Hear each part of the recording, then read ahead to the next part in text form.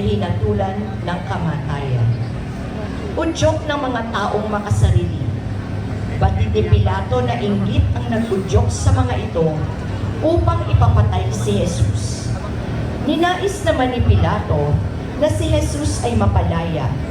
Ngunit hindi mapigilan ni Pilato ang mga tao at mawala ang kanyang kapangyarihan bilang gobernador ng lalawigan. Ang imahe ng Senyor Jesus de la Sentencia ay nasa pangangalaga ni kapatid Garina Madlang-Awa at pamilya ng nayon ng Matungaw.